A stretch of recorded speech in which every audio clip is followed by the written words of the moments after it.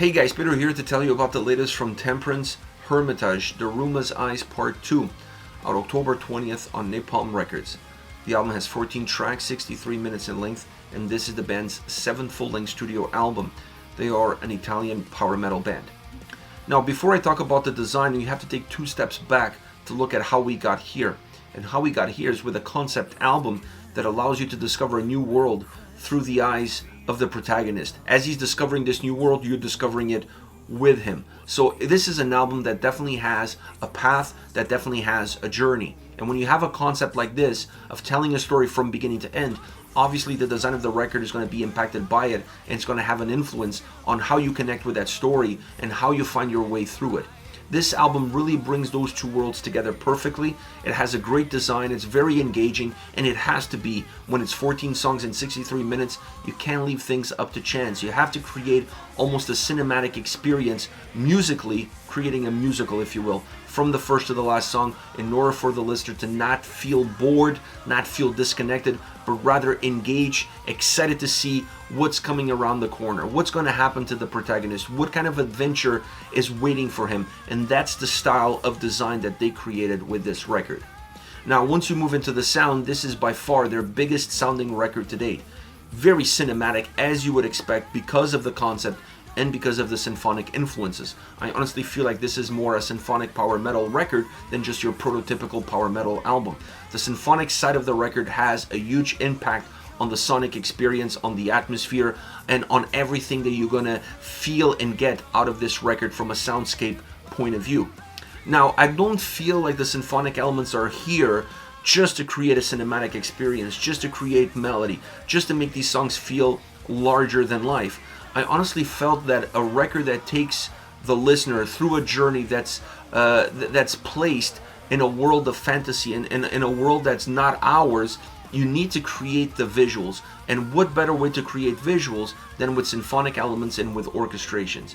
You're able to take an earthly experience into a more out-of-space experience, if you will. It becomes more of a fantasy world. The sound ingrains itself more to that. It enriches that sort of atmosphere. It enriches the stories that are being told. You're able to almost visualize what the protagonist is going through when the sound has that ability to create those shapes.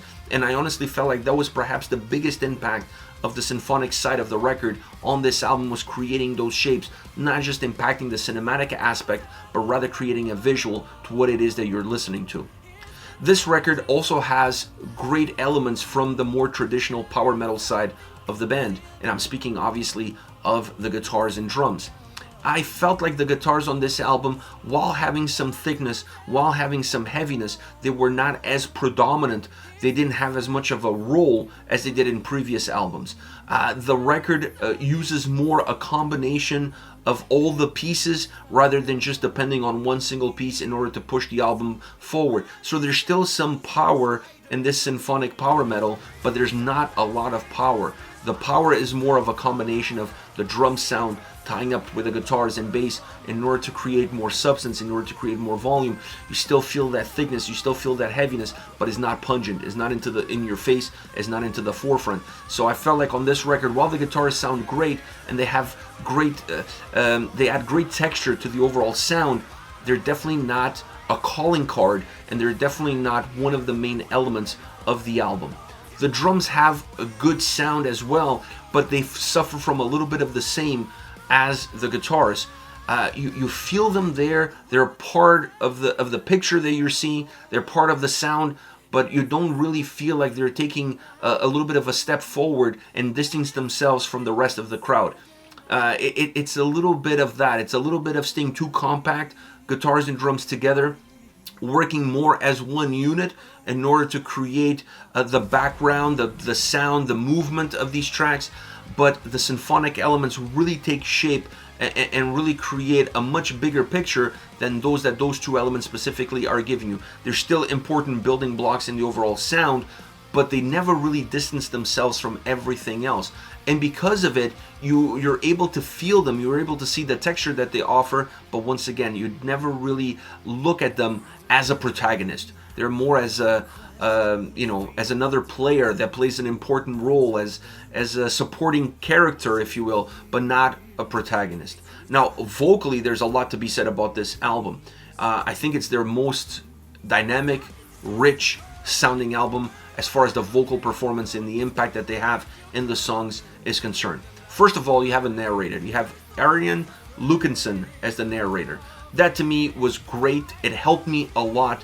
I honestly really liked the delivery. I really liked the tone. It made me feel like I was listening to an audiobook. That's the experience. But when you have a concept like this, I think that's the experience that you want. So I really enjoyed that part. I really enjoyed having a narrator. It really helped me. Then you have some guest vocalists like Fabienne from Elviti, and you have Laura Fella of Fawn. So you have two guest vocalists on this record that definitely going to add their own DNA. They're going to add their own style, their own approach. But the main course, if you will, is Kristen Starkey. This is the first record with her as far as Temperance is concerned, and the symphonic side of the sound that's so predominant on this record works extremely well with her vocal delivery. Those two really enhance one another.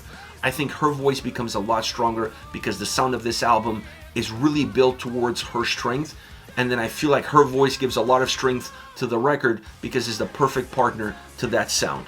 It's kind of like the chicken or egg. I'm not quite sure which one comes first, but both of them together really make this album impactful. And then you have your usual suspects. You have Michele, who has a great voice. I mean, he's doing incredible things at Visions of Atlantis, and he's still doing great things with Temperance. This is a very powerful record from that perspective. So you still have that dynamic of having two male vocalists that come in and create the necessary ebbs and flows. And for a record like this that has characters, that has stories, that has movement, you definitely need to have these vocalists come in and play the different roles that they need to play in order to bring the characters to life. I honestly felt like in this record they definitely achieved that and created an album that's super memorable. This is not one of those records that you can just play a song, walk away, play a couple of tracks, walk away. This is a record that demands a lot from the listener, demands a lot of attention. It's a concept album. I only feel like you're going to get the most out of this record if you sit down and listen to it from beginning to end. So because of that, it may be not appealing to every single listener. Maybe for the fans of the band, but not every single listener would feel the appeal of listening to 14 songs and 63 minutes. It's a big commitment. Having said that, that takes nothing away from this being their strongest, biggest sounding record to date. I just feel like this is an album that's firing on all cylinders. Sure, the guitars could have a little bit more oomph, they could have a little bit more power, so could the drums, but overall you can't take anything away from how good this album is, from how good it sounds, and how good the overall vocal performance and how much life they infuse into this record. As far as favorite songs are concerned, I want to start off with Glorious, symphonic, big sounding, heavy galloping drums and guitars. They're galloping in the way they move because of the thickness that they have. They're not overly heavy, but you could feel like there is some strength to it.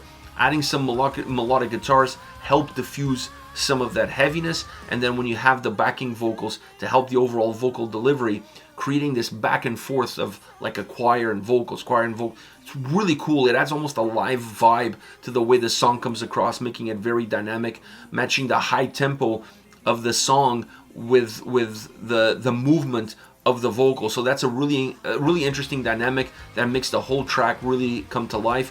One of my favorite songs from a guitar standpoint, because I felt like it was very bombastic and the guitars had a little bit more room to breathe, a little bit more room to be impactful, even though the song still has a lot of symphonic experience behind it.